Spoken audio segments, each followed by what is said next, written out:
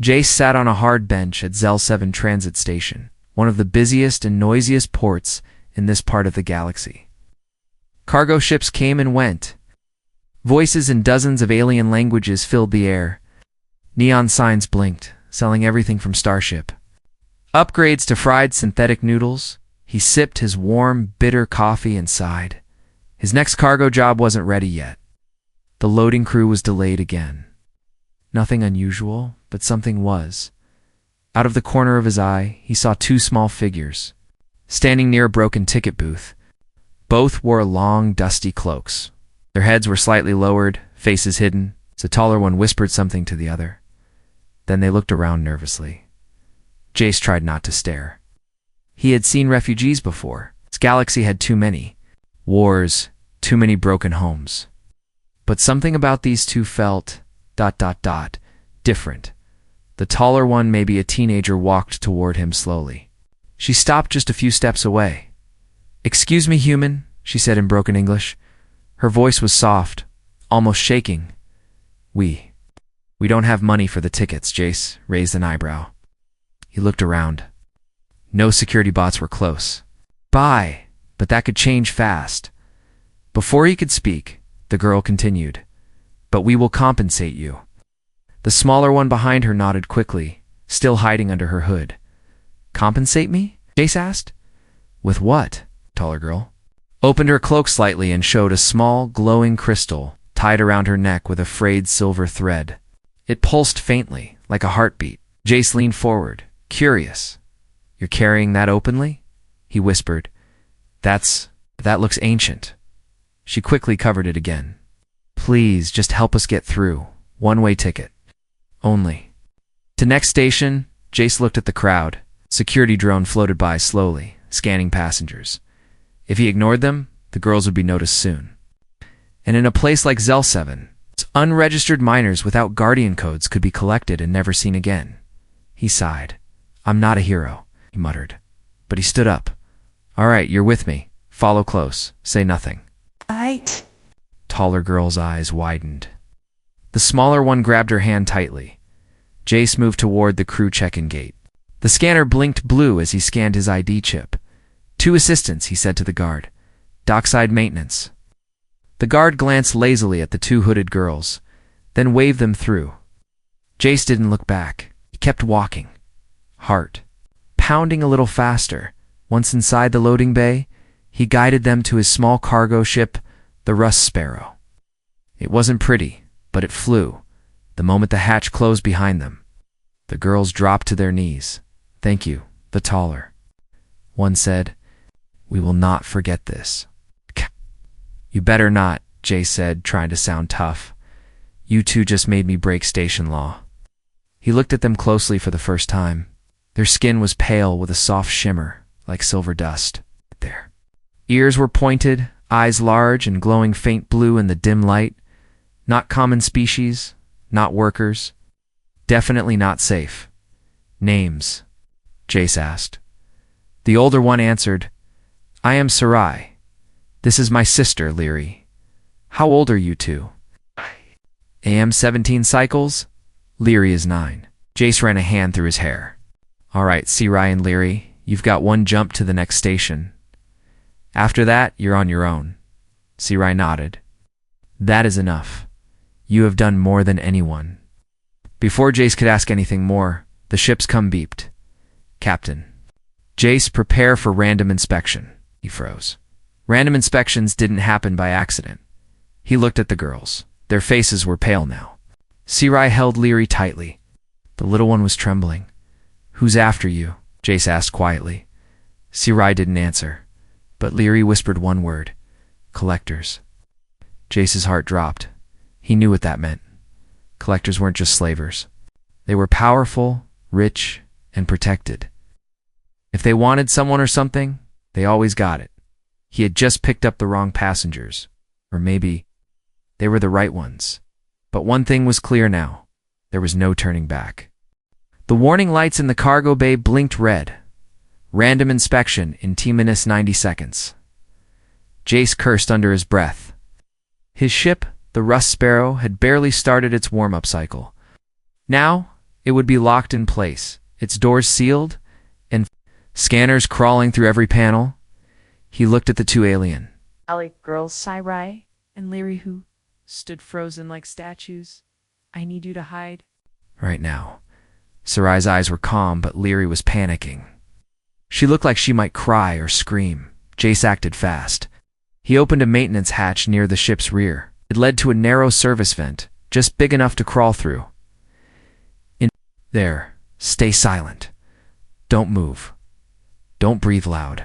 Sarai helped her sister up and crawled in behind her. Before Jace sealed the hatch, Sarai looked at him once more. If they find us, we'll be taken. If you lie for us, we'll be hunted too.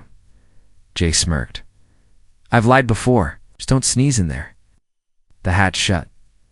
Moments later, the inspection crew arrived. 2 officers stepped aboard, one alien with 4 eyes and a breathing mask, the other a human in a gray uniform. Cold eyes, no patience. Random inspection, the human officer said without emotion. Open all. Compartments? Full scan. Stay seated. Jace didn't argue. He kept calm, casual. As they moved toward the engine room, one of the bots began to beep softly near the vent wall. Jace's heart jumped. The officer raised an eyebrow. You been hiding anything back here? Old radiation leak, Jace said. Quickly. Been meaning to fix it. False alarms all the time. The officer stared at him. The beeping grew louder. Mind if I open it? The officer asked, placing his hand on the vent panel. Jace swallowed. But just before the panel could open, a loud crashing sound echoed through the front bay. What the hell? The alien officer spun around. It was one of the cargo crates Jace had deliberately loosened earlier. It had fallen, spilling metal tools all over the deck. Cheap clamps, Jace muttered. I told station maintenance weeks ago. The officers rushed to check it. Jace took a deep breath. The scanner stopped beeping. No one looked back at the vent. 20 minutes later, the inspection was complete. They didn't find anything, but before they left, the human officer turned at the doorway. Just a tip, pilot. Stay out of Zinther. Space for a while. Strange reports coming from there. Ships disappearing. Whole colonies wiped out. Jace raised an eyebrow. What's doing it? What no one knows, the officer said, stepping off the ship. How? But the survivors. Say it wasn't pirates. It was something ancient. Something waking up. The door shut behind him. As soon as the ship cleared for launch, Jace unlocked the maintenance hatch. Sir and Leary crawled out. Their cloaks dusty and their faces pale. You almost died of a heart attack in there, Jace asked. Leary nodded. Fast Sarai was still quiet then. She whispered, thank you. Again, Jace poured a drink of recycled water and sat on a crate. All right, no more secrets. Who exactly are you two? I know. Sarai sat down across from him. Not slaves, but we are hunted because of what we carry. You mean that crystal around your neck? She nodded. It's not just decoration, she said. It's called a memory stone. It contains the knowledge of our mother. A Starzer, one of the last. Jace frowned. A Starzer? Like a prophet. Sarai looked down.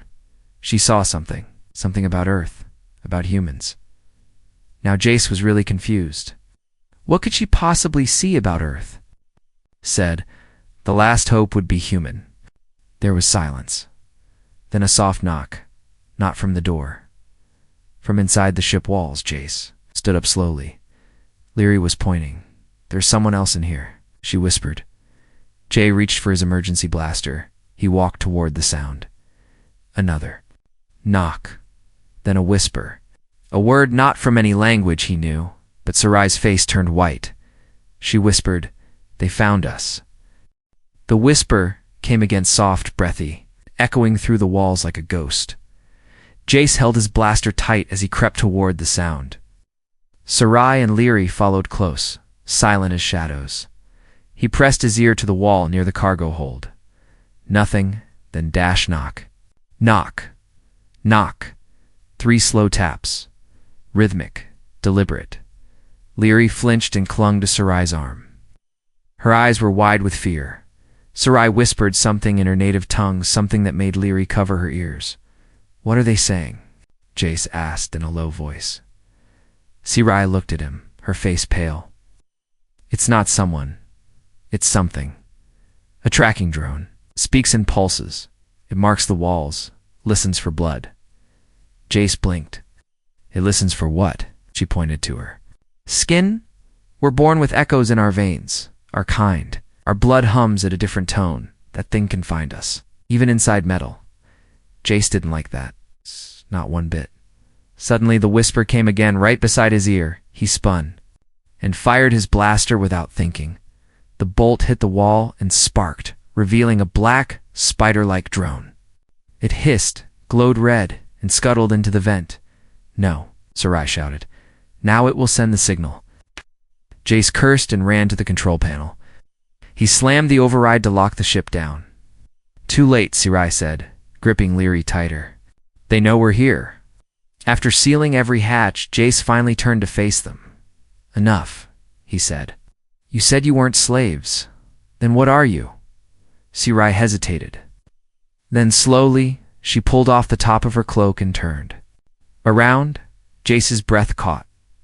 Etched across her back, carved into her skin, were glowing symbols.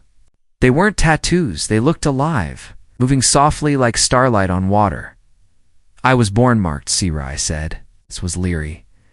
Our family line holds memory stones in our bodies, or what your people might call living vaults. Jace stepped back. So you're carrying some kind of genetic data? No, Sci-Fi said. We are carrying secrets, visions, warnings, from ancestors who saw across galaxies. Our mother passed hers to us before she died, not the one who controls. Us controls that knowledge, Kiri whispered. They cut her open to take it. Jace's hands clenched into fists. So you're not just rare, he said. You're hunted because of what's inside you. Sci-Fi nodded. And now you are too. A silence hung in the room. Outside, nothing moved. No alarms. No ships on radar. But Jace knew the calm wouldn't last. He looked at the crystal hanging. Around Sci-Fi's neck again, shimmered with a strange glow, almost like it was breathing. What does that thing really do? He asked.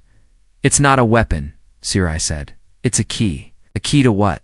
To the Gate of Aerith, she said. A planet that no longer appears on maps. Lost after the Collapse War, but it's still there. Hidden, Jace narrowed his eyes. He had heard old spacers whisper about Aerith. A myth. A place where the stars whispered and the laws of physics twisted. If it's real, he said, why are you going there? Sci-Fi finally met his gaze. Because we must wake someone. Wake who? She hesitated. Then said one word. You. Jace blinked. Me. You're human, she said. And our mother's vision showed you. Not just a human. You. In fire. Pain. But standing between us in the dark. That's insane. I agree, Sci-Fi said quietly. But it's real. Jace stared at the two sisters. Two strange marked girls with no money, no weapons, only ancient symbols, hidden knowledge. In danger chasing them across stars, and yet something inside him stirred, a strange feeling in his chest. A pull, not duty, destiny. Before he could say anything, the ship shook violently. Warning lights blared. Hostile craft approaching impact in 45 seconds. Leary screamed. Sci-Fi grabbed her and shouted, "It's them!" Jace ran to the controls. A large black ship was descending fast on their location. No ID, no signal, no warnings, just speed and hunger. Jace whispered to himself, I should have left you at the station. But even as he said it, his fingers flew across the controls, because deep down, he knew he wouldn't. The enemy ship hovered just outside the Rust Sparrow like a silent beast. It had no lights, no markings, just a dark, smooth hole shaped like a blade. Jace had never seen that design before, and that made it worse. Who flies a ship with no signature? Jace muttered, checking his scanners again. Even pirates tagged their junkers. Inside the cockpit, Leary trembled under a blanket, while Sci-Fi stood behind Jace, clutching the crystal at her chest like it was a lifeline.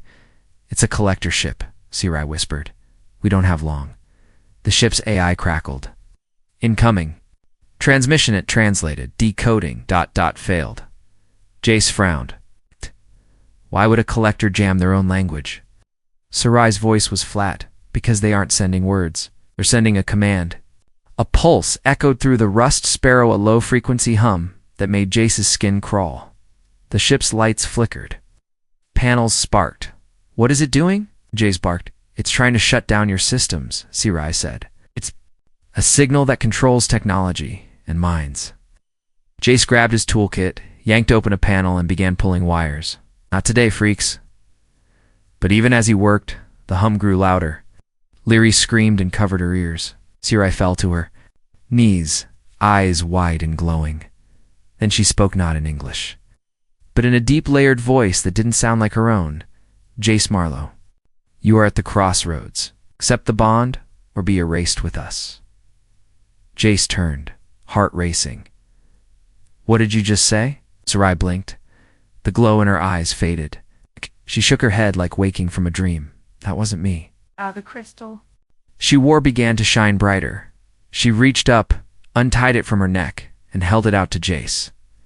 It's time, she said. You have to take it. Jace stared at the stone. What happens if I do? It will mark you, Sarai said. It will change you. You'll be bound to us. Our memories will flow through you. Our pain, our purpose.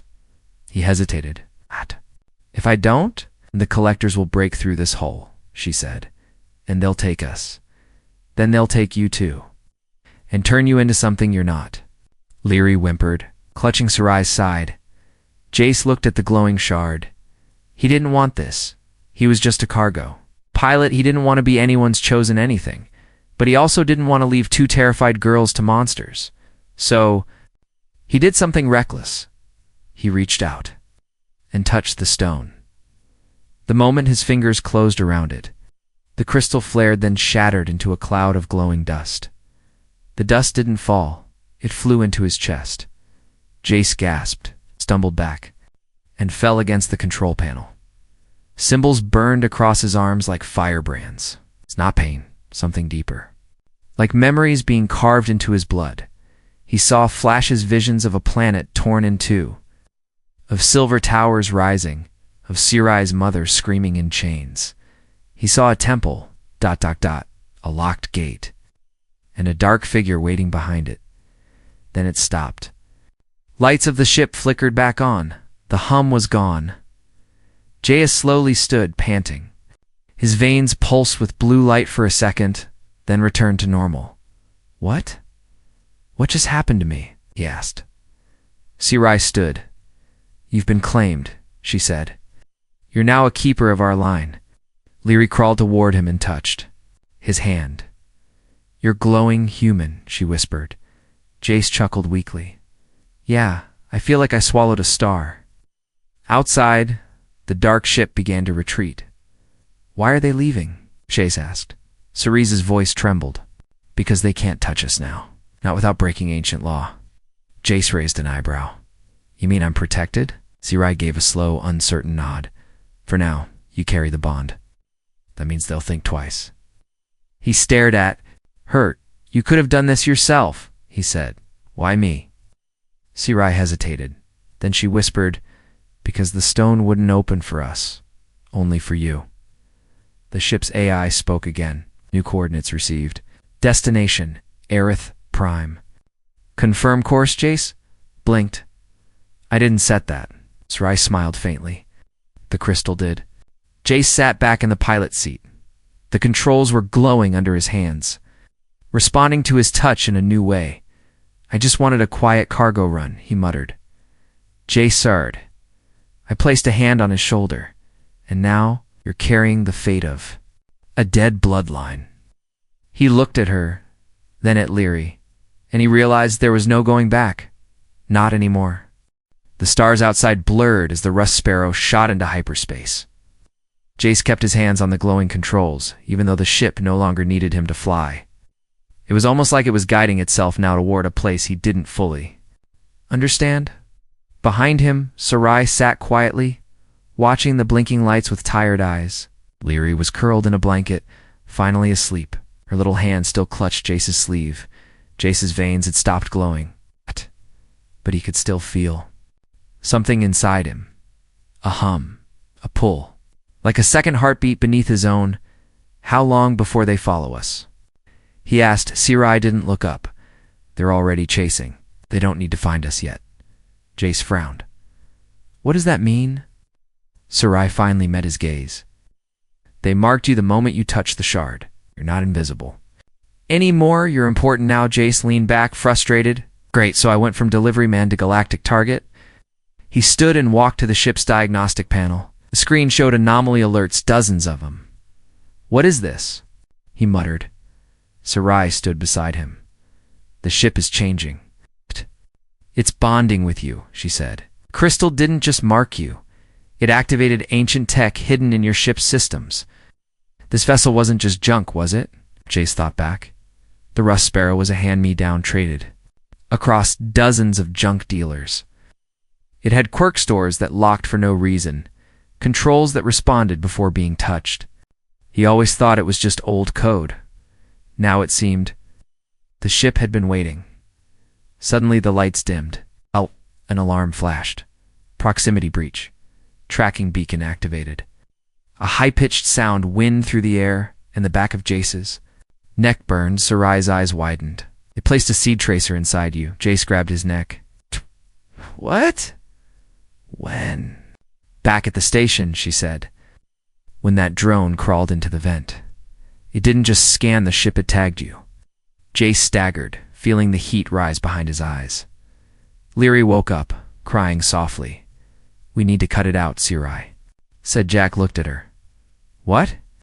She pulled a small blade from her boot, ancient, curved, and glowing with blue light. This blade is for cutting tech from flesh. It won't harm your nerves. Fantastic, Jace muttered. Alien surgery in a cargo bay. Sci-Fi's voice dropped. If we don't do it, they'll catch up within the hour. 10 painful minutes later, the tracker no larger than a grain of sand was out. Jace lay on the floor, sweating. The glowing shard sat on a tray beside him, pulsing with strange energy. Sci-Fi wrapped it in a containment cloth and threw it into a plasma chamber. The tracker exploded in a quiet puff of blue smoke. The lights stopped flickering. But it wasn't over. Not yet. As Jace stood up, the ship's AI spoke again. Incoming transmission. Unauthorized. Source unknown. A voice came through, a cold, mechanical, and not quite alive. Return the vessels, or we will make the stars bleed for them. Jace narrowed his eyes. They're talking about the girls? Sci-Fi nodded. To them, we're just vessels. Empty shells meant to carry data. Secrets. And pain, the voice returned. You were warned, human. Now you are part of this. Prepare for cleansing. Jace walked up to the comm system and leaned in. Try me, he growled. I've hauled garbage across 7 systems, fought off plasma rats, and lived through 3 failed engines. You want to chase me? He slammed the control. Bring it. The ship rocked hard. Impact in 30 seconds, the AI shouted. Interceptor-class enemy vessel detected. Jace jumped into the pilot seat. Hold on, he yelled. He sent the Rust Sparrow into a dive right into a nearby asteroid field. Chunks of rock, some the size of houses, spun past. The enemy ship followed, bigger, faster, stronger. But it wasn't smarter. Jack grinned. He activated the manual. Drift override, a forbidden trick pilots used to fool gravity sensors. The Rust Sparrow rolled through the asteroid belt, cutting tight corners and brushing close to the spinning stones. The enemy ship followed, till it clipped a rock. The impact shattered part of its hull. Sparks flared. Engines flamed, slowed, and Jace punched the warp drive. The Rust Sparrow vanished into light, breathing hard. Jace slumped in his chair. Sci-Fi stared at him. You flew like someone who's seen the gate already. Jace chuckled weakly. I've seen a lot of things, but this is new. Leary walked over and placed a small object in his hand. What's this? He asked. A bond stone, she said quietly. We give it only once. He looked down at the tiny glowing gem, What happens if I accept this one too? Sci-Fi answered softly. Then, you're no longer just our protector. Jace blinked. Then what? She looked at him seriously. Then you're our family. Jace stared at the tiny bond stone resting in his palm. It was warm, too warm for something that looked like a smooth pebble, and it pulsed with a heartbeat that wasn't his. Glowing veins of light shimmered beneath its surface, like stars. Trapped in crystal, Leary's eyes were hopeful. Sarai's eyes were afraid. JC didn't move. Why me? He finally asked, voice low. Sarai stepped forward. Because the bond stone doesn't choose by blood. It chooses by soul. Leary offered it because you gave her something no one ever has: safety. I'm just a pilot, Jace muttered. I deliver crates and fix broken toilets. I don't belong in your story. Sarai looked away. Neither did our mother, until the stars called her. The cockpit was silent. Outside, the ship drifted through quiet space, floating near a blue dwarf star. The enemy ship had been left behind. In the asteroid field, but Sarai had warned that more would come. Always more. Jace looked at the bond stone again, then, without saying a word, he pressed it to his chest. The stone sank into his skin. He gasped as a searing light spread across his chest, like liquid fire flowing under his flesh. Symbols appeared. On his skin, again new ones this time. Circular. Connected. Glowing gold instead of blue. L-I-R-I. Clapped her hands with joy. Sarai just stared, her lips trembling. You don't know what you've done, she whispered. I thought this was a good thing, Jace said, breathing heavily. It is, Sarai said. But now, you're one of us. In the next hour, the ship began to change. The cockpit controls shifted, glowing in ancient patterns. New symbols lit up on the walls, ones even Sarai didn't recognize. A hidden panel slid open behind the pilot's seat, revealing a circular disc etched with old script. What is that? Jace asked. Sarai approached it slowly, eyes wide. A gate sigil, a key to Aerith Prime. I thought the crystal already opened the way. That was only the beginning, she said. Now the path is truly unlocked. Leary jumped excitedly. We can go home. But Sarai didn't smile. No, she said softly. Home is gone. Aerith Prime was lost. We're not going home. We're going where our bloodline began. Later. That night, Jace stood at the observation deck, looking out at the stars. He couldn't sleep. He wasn't the same. The stone still pulsed inside him. He could feel memories, whispers, a woman's voice crying, a city burning under violet skies. A warrior standing with open arms as darkness swallowed him. Sarai stepped in quietly. She was wearing a simple tunic now, her cloak folded over one arm. You okay? She asked. Jace chuckled. No, not even close. She walked up beside him. Everything changed fast, she said. For us too. 1 minute we were running. Next, you were carrying our legacy. Jace turned to her.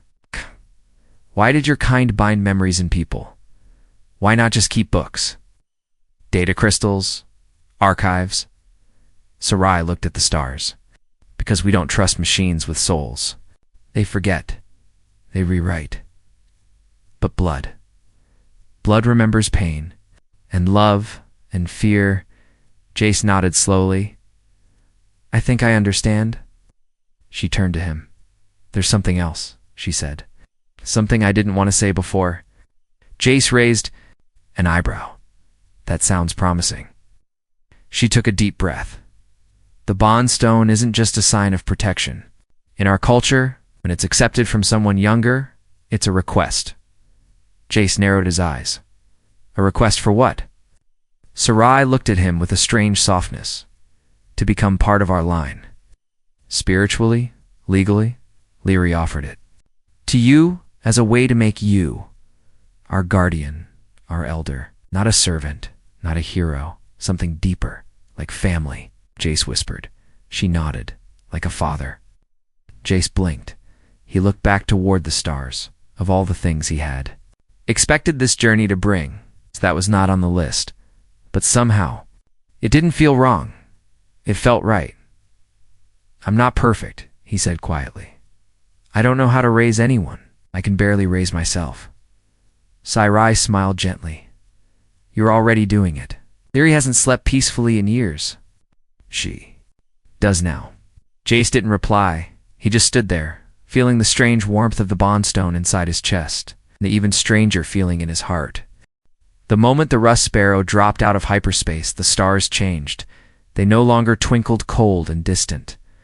Now, they pulsed, softly, like they were breathing. A pale blue planet floated ahead. At its prime, it shouldn't have been there. The star chart showed only empty space, and yet, the planet sat in still silence.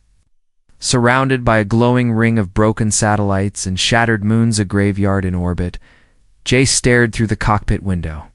This is it. Sarai stood behind him, her hand resting on Leary's shoulder. Yes, she whispered. This is where our story began, and ended, and begins again. The ship guided itself, responding to the bondstone inside Jace's body. It ignored the debris, ignored the laws of physics, ignored fear. It wanted to. Land it needed to. The planet's surface was quiet. Wind swept across white plains and black ruins. Towering statues, half-buried and broken, watched silently as the rust sparrow descended. Jace stepped out first. The moment his boots touched the ancient stone platform, the ground glowed beneath him. Lines of golden light shot outward, tracing shapes and circles that hummed with power. Sarai and Leary followed, their eyes wide with awe. The temple's waking up, Sarai said softly. What temple? Jace asked. Then he saw it.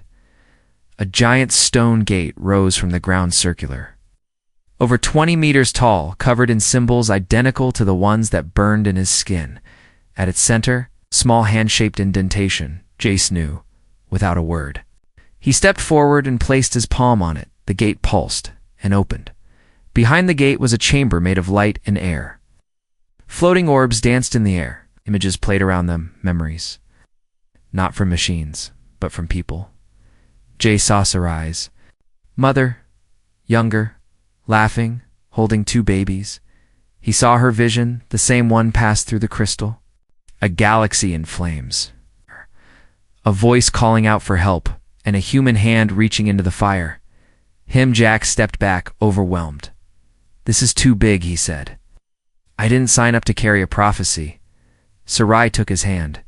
You didn't sign up? But you stayed. Leary walked to his side and hugged his leg.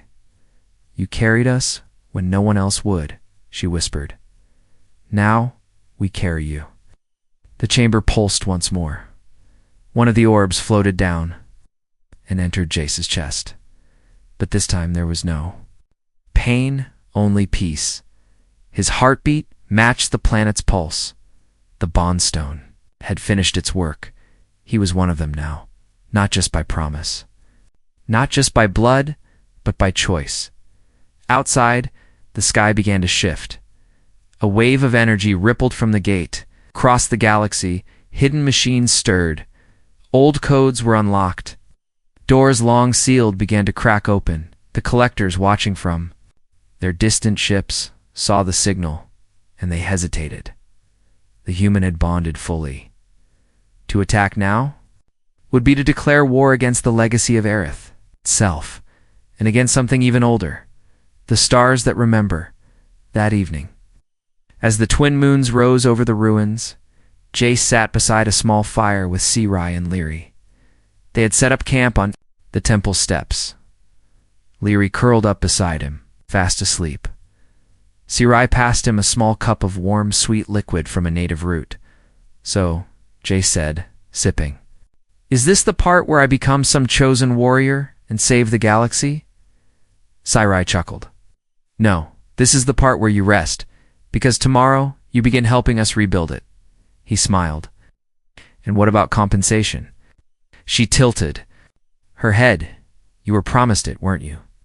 Jace looked down at Leary's sleeping face, then at Sarai's calm, hopeful eyes. He nodded. Yeah, he said. I think I've been paid more than I deserved. Rye leaned her head against his shoulder, and under the stars of a forgotten world, the man who once delivered crates became something more. A protector, a keeper of memory, father, and the first human ever welcomed into the lost legacy of Aerith.